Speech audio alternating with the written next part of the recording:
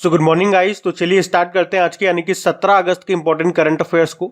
तो इस प्रश्न में आपसे पूछ रहे हैं अभी हाल ही में फ्री में आईवीएफ ट्रीटमेंट की सुविधा देने वाला देश का पहला राज्य कौन सा बन गया है। तो आंसर होगा गोवा। तो अभी गोवा ये देश का पहला ऐसा राज्य बन गया है जहां फ्री में आईवीएफ ट्रीटमेंट होगा। तो गोवा के जो मुख्यमंत्री साहब है प्रमोद सावंत, अभी उन्होंने गोवा मेडिकल कॉलेज में ये फैसिलिटी शुरू की है। आईवीएफ मतलब क्या होता है? इन वेट्रो फर्टिलाइजेशन।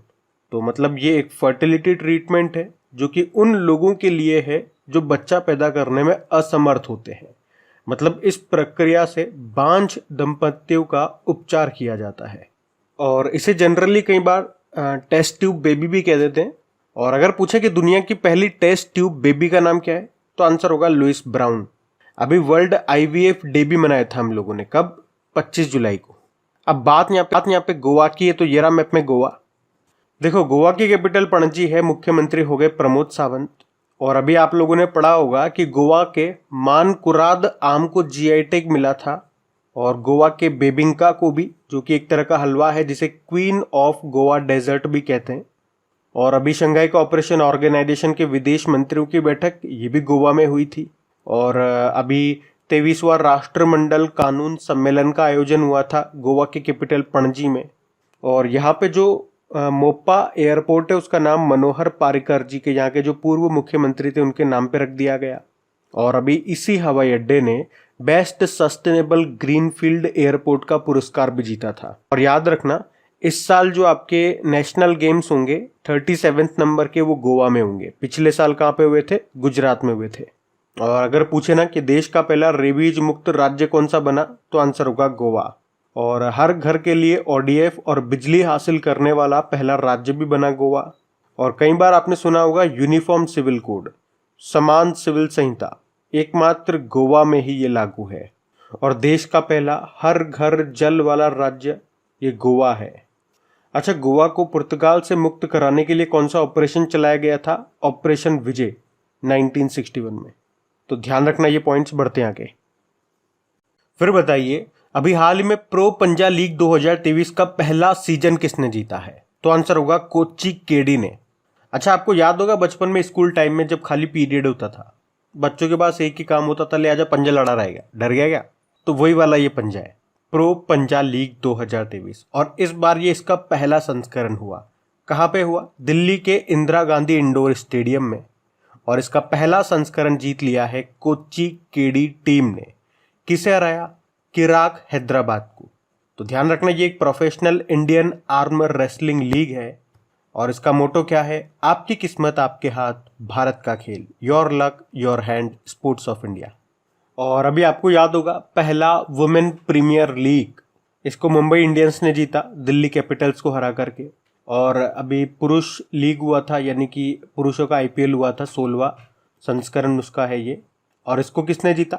चेन्नई सुपर किंग ने जीता है गुजरात टाइटंस को हरा करके।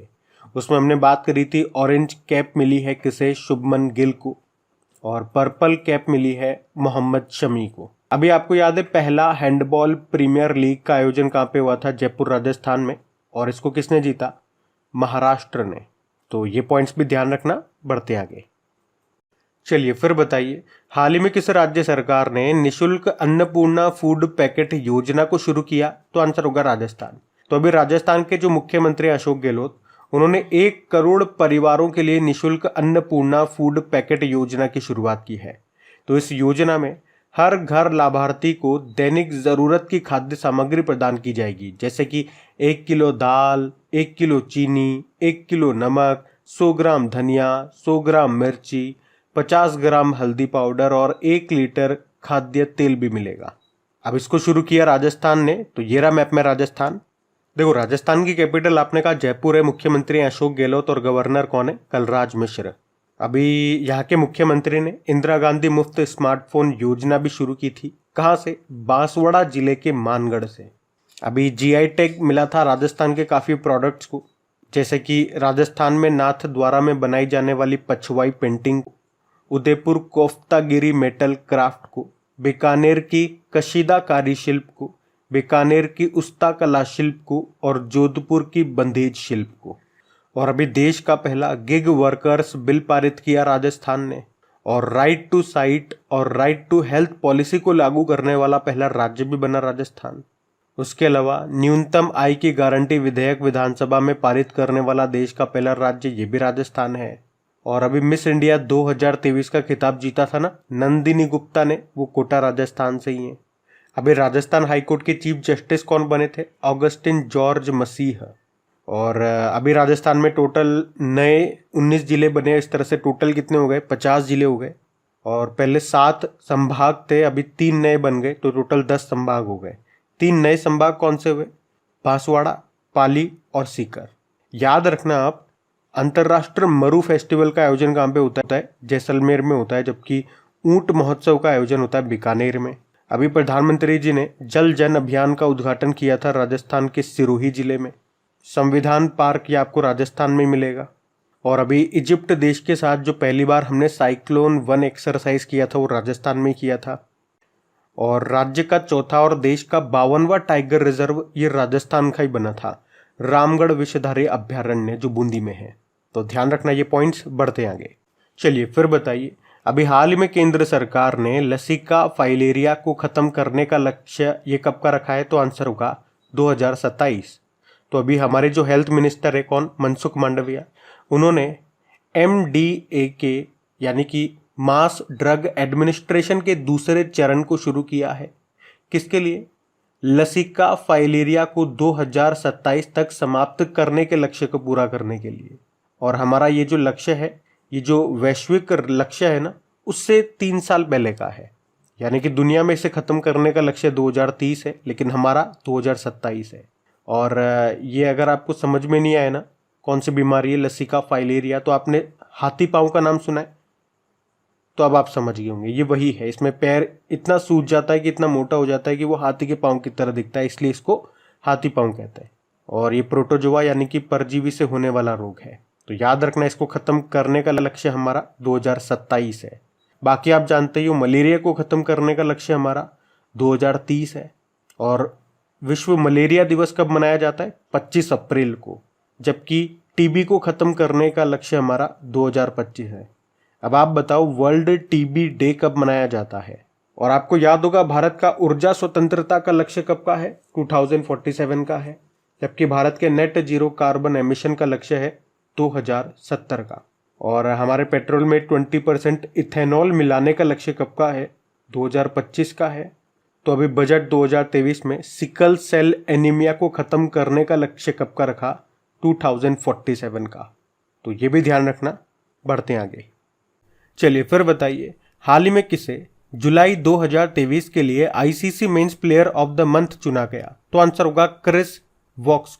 तो क्रिस वॉक्स ये इंग्लैंड के हरफनमौला खिलाड़ी हैं, जिनको अभी जुलाई मंथ के लिए ICC men's player of the month चुना गया है। वहीं अगर महिलाओं में बात करें कि ICC women's player of the month किसे चुना गया जुलाई महीने के लिए, तो आंसर होगा एशले गार्डनर को। ये ऑस्ट्रेलिया की प्लेयर है।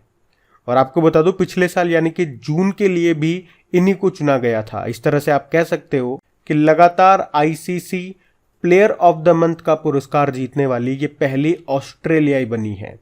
वैसे आपको बता दूं, इन्होंने टोटल 4थी बार ये पुरस्कार जीता है। देखो, आईसीसी की बात करें तो स्थापना होती है 1909 में। इंटरनेशनल क्रिकेट काउंसिल इसकी फुल फॉर्म हो गई। हेडक्वार्टर है दुबई में। और सीईओ जॉफ एलार्डिस हैं, जबकि चेयरमैन कौन है? ग्रेग बार्कले हैं। ये न्यूजीलैंड के हैं। तो ध्यान रखना ये। बढ़ते आगे। चलिए फिर बताइए, हाल ही में प्रधानमंत्री ने पारंपरिक शिल्प कौशल को बढ़ावा देने के लिए कौन सी योजना शुरू करने की घोषणा की? तो आंसर होगा विश्वकर्मा योजना। आपको याद है, अभी 15 अगस्त 2023 को प्रधानमंत्री नरेंद्र मोदी ने अभी लाल किले की प्राचीर से अभी 10वीं बार झंडारोहण किया। और यहां पर उन्होंने विश्वकर्मा योजना शुरू करने की घोषणा की है। अभी उन्होंने घोषणा की है, लेकिन ये वास्तव में कब शुरू होगी? तो 17 सितंबर को, जिस दिन विश्वकर्मा जयंती भी है और उनका यानी कि प्रधानमंत्री नरेंद्र मोदी का जन्मदिन भी, यानी कि प्रधानमंत्री नरेंद्र मोदी का जन्म दिवस भी है। इस योजना का उद्देश्य होगा पारंपरिक शिल्प कौशल को बढ़ावा देना। मतलब इसमें देश के जो छोटे कामगारों और कारीगरों की आर्थिक मदद की जाएगी, साथ ही उनको ट्रेनिंग वगैरह या एडवांस टेक्नोलॉजी की जानकारी दी जाएगी, या एक लाइन में कहूँ तो स्किल डेवलपमेंट उनका किया जाएगा। अब देखो, आप बड़ी आसानी से एग्जाम में कंफ्यूज किए जा सकते हो एग्जामिनर के द्वारा। ये तो हो गई प्रधानमंत्री जी ने जो अभी शुरू की है विश्वकर्मा योजना। अब आपके सामने एक ऑप्शन होगा विश्वकर्मा श्रमिक कल्याण योजना, और ये भी आपने अभी करंट अफेयर्स में पढ़ा था। क्या आप बता सकते हो इस योजना को किसने शुरू किया था? अगर आप आंसर कर पा रहे हो, इसका मतलब है आपका करंट अफेयर्स आप अच्छे से तैयार कर रहे हो, टाइम टू टाइम चीज़ों को रिवाइज कर रहे हो। और नहीं कर पा रहे हो तो इस तरह से एग्जामिनर आपको कहीं पर भी ट्विस्ट देकर के कंफ्यूज कर देगा, आपका पढ़ना न पढ़ना बेकार हो जाएगा। तो पहले तो मैं आपको उत्तर दे दूं, इसको शुरू किया था अभी राजस्थान की सरकार ने। और जो स्टूडेंट इस क्वेश्चन का आंसर नहीं कर पाए, उनको मेरी तरफ से एक सलाह है कि डेली आपकी प्रैक्टिस के लिए हम करंट अफेयर्स का टेस्ट भी तैयार करते हैं, और वो बिल्कुल फ्री ऑफ कॉस्ट है। तो वो टेस्ट आप जरूर लगाया करिए। टेस्ट मिलेगा आपको आपकी क्रैक एग्जाम एप्लीकेशन में, जिससे आप चीज़ों को बहुत ही कम समय में रिवाइज कर पाए। रिवीजन बहुत ज़्यादा ज़रूरी है। क्रैक एग्जाम एप्लीकेशन का लिंक नीचे डिस्क्रिप्शन बॉक्स में है। और टेस्ट आप डेली लगाएं, इस तरह से लगाएं कि हाँ आप उसके लिए पे कर रहे हैं। मान लो आप पे कर रहे हो उसके लिए, आप महीने का 150 रुपये पे कर रहे हो, 100 रुपये 50 रुपये पे कर रहे हो। वैसे कर नहीं रहे हो, ये फ्री ऑफ कॉस्ट है, लेकिन ऐसा मान के चलो कि आप पे कर रहे हो, क्योंकि आप चीज़ों को पे करते हो ना तो उसको बिल्कुल सीरियसली लेते हो। फ्री की चीज़ की कोई वैल्यू नहीं होती, ये बिल्कुल फैक्ट बात है। लेकिन आप क्या सोचते हो ये उस पर निर्भर करता है। बाकी मेरा काम तो है आपकी हेल्प करना, आपके लिए चीज़ें बनाना। आप उसका फ़ायदा उठाते हो नहीं उठाते हो ये आपके ऊपर है। अब ये हम बढ़ते हैं आगे। फिर बताइए, अभी हाल ही में जारी राजकीय स्वास्थ्य रिपोर्ट में टॉप पे कौन सा स्टेट रहा? तो आंसर होगा महाराष्ट्र। देखो, जब हम बात करते हैं फिस्कल पोजीशन यानी कि राजकोषीय स्थिति की, तो वो बताती है कि देश या राज्य की वित्तीय सेहत कैसी है। तो अभी हाल ही में जारी राजकोषीय स्वास्थ्य रिपोर्ट यानी कि फिस्कल हेल्थ रिपोर्ट में बताया गया कि टॉप पर है महाराष्ट्र, दूसरे स्थान पे छत्तीसगढ़ है और तीसरे पे उड़ीसा है। और ये जो रिपोर्ट तैयार की गई है ये 4 बातों को ध्यान में रख करके तैयार की गई है, जैसे कि उस राज्य का राजकोषीय घाटा कितना है, टैक्स से इनकम कितनी होती है, राज्यों पे कर्ज कितना है, और राजस्व प्राप्तियों पर ब्याज भुगतान कितना है। और इन चारों बातों को ध्यान में रख करके ये रिपोर्ट तैयार की गई, जिसमें टॉप पे महाराष्ट्र बताया गया। और इस रिपोर्ट को जारी किया ड्यूश बैंक इंडिया के मुख्य अर्थशास्त्री कौशिक दास ने। और आपको याद आएगा इसी साल नीति आयोग ने 2020-21 के वार्षिक स्वास्थ्य सूचकांक को जारी किया था, जिसमें बड़े राज्यों में टॉप पे केरल था, छोटे राज्यों में टॉप पे त्रिपुरा था, और केंद्र शासित प्रदेशों में टॉप पे लक्षद्वीप था। तो ये आप ध्यान रखना। बढ़ते आगे। चलिए फिर बताइए, अभी कहां पर भारत के स्वतंत्रता दिवस के उपलक्ष्य में भारत उत्सव शुरू हुआ? तो आंसर होगा दुबई। तो अभी भारतीय कला और विरासत का जश्न मनाने के लिए भारत उत्सव कार्यक्रम का आयोजन किया गया। कहां पे? दुबई में। और कब शुरू हुआ ये? अभी 15 अगस्त को भारत के स्वतंत्रता दिवस के उपलक्ष्य में 3 दिनों का ये कार्यक्रम है, जिसका उद्देश्य है देश की विविध सांस्कृतिक समृद्धि को प्रदर्शित करना। इसमें भारत के सभी राज्यों की कलाकृतियों का प्रदर्शन किया गया, जैसे कि संगीत का, हर राज्य के नृत्यों का, वहाँ के खान पान का, वहाँ की वेशभूषा कैसा है, इन सब का। और दुबई से आपको याद आएगा अभी वर्ल्ड गवर्नमेंट समिट का आयोजन यहीं पे हुआ था। और इसी साल मशीन कैन सी 2023 समिट का आयोजन भी यहाँ पे हुआ था। और अभी भारत और यूनाइटेड अरब अमीरात के बीच में जो जायद तलवार एक्सरसाइज हुआ वो भी दुबई में हुआ। तो ध्यान रखना ये पॉइंट्स। बढ़ते आगे। और बाकी आपको बताया अभी हाल ही में मौद्रिक नीति समिति द्वारा रेपो रेट कितने प्रतिशत निर्धारित की गई है? तो आंसर होगा 6.5%। तो मौद्रिक नीति समिति मॉनेटरी पॉलिसी कमेटी, इसमें 6 मेंबर होते हैं और अध्यक्ष होते हैं आरबीआई के गवर्नर, जो कि हैं शक्तिकांत दास, 25वें नंबर के हैं। और इस समिति का काम क्या होता है? मुद्रास्फीति यानी कि इन्फ्लेशन को कंट्रोल करना, जो इनको 2 से 6% के बीच में मेंटेन करनी होती है। और इसके लिए ये कुछ रेट्स में चेंजेस करते हैं, जैसे कि रेपो रेट वगैरह हो गया, बैंक रेट हो गया, कैश रिजर्व रेशो हो गया, रिवर्स रेपो रेट हो गया।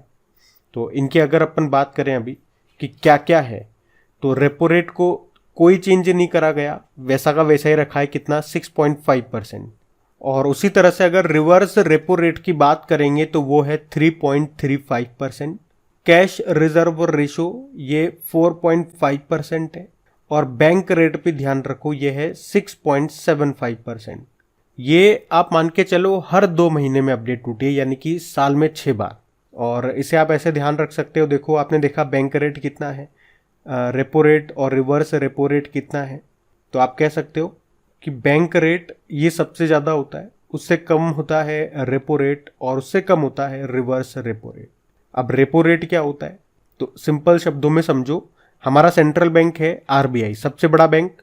उसी तरह से जो बैंक होता है, अगर उसने आरबीआई से पैसा लिया है तो आरबीआई को उसे ब्याज भी देना होगा। किस इंटरेस्ट पे? उसी इंटरेस्ट को कहा जाता है रेपो रेट। और रिवर्स रेपो रेट इसका उल्टा हो जाएगा। जब ये बैंक अपना जो कैश है वो आरबीआई को जमा करते हैं तो आरबीआई इनको उसके बदले में कुछ इंटरेस्ट भी तो देगा, तो उसी को कहा जाता है रिवर्स रेपो रेट।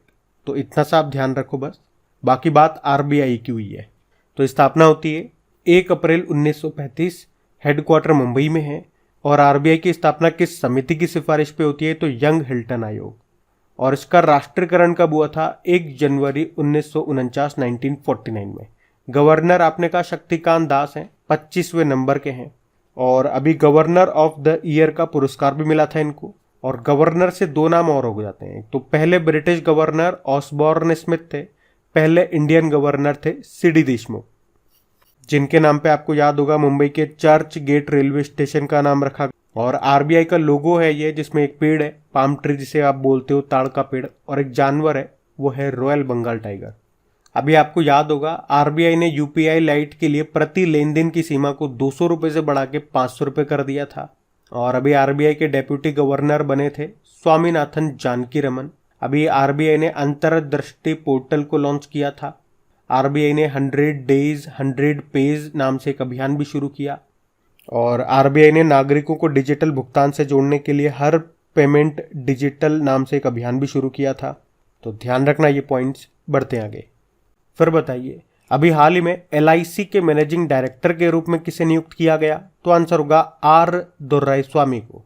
तो अभी आर दोर्राईस्वामी को एलआईसी के मैनेजिंग डायरेक्टर के रूप में नियुक्त किया गया है। किनके स्थान पर या किनकी जगह ली उन्होंने, तो आई पे मिनी के स्थान पर आए वो। एलआईसी ये भारत की सबसे बड़ी जीवन बीमा कंपनी है, जिसकी स्थापना होती है 1956 में। मुंबई में हेडक्वार्टर है और अध्यक्ष कौन है, सिद्धार्थ मोहंती, अभी नए बने थे ये।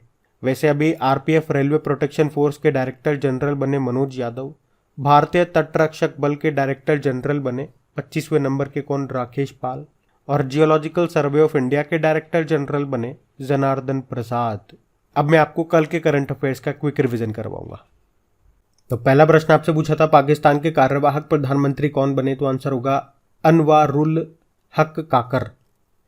तो फिर आपसे पूछा एनसीईआरटी ने पाठ्यपुस्तक संशोधन के लिए किसकी अध्यक्षता में 19 सदस्यीय पैनल का गठन किया, महेश चंद्र पंत।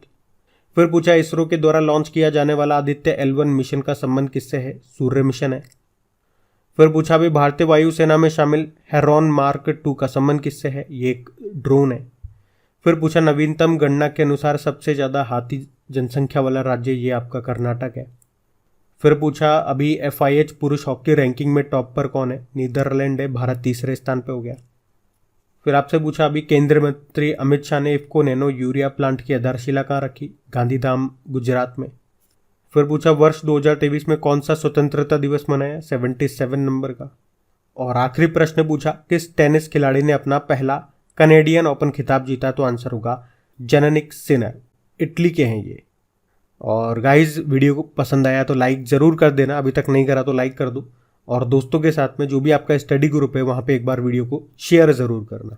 अब कल का होमवर्क प्रश्न देखते हैं और सेशन एंड करते हैं। तो कल के वीडियो में आपसे पूछा था विश्व एथलेटिक्स दिवस कब मनाया गया, तो आंसर होगा 7 मई को। आप सभी ने प्रश्न का बिल्कुल सही उत्तर दिया। अब ये रहा आज का आपका होमवर्क प्रश्न।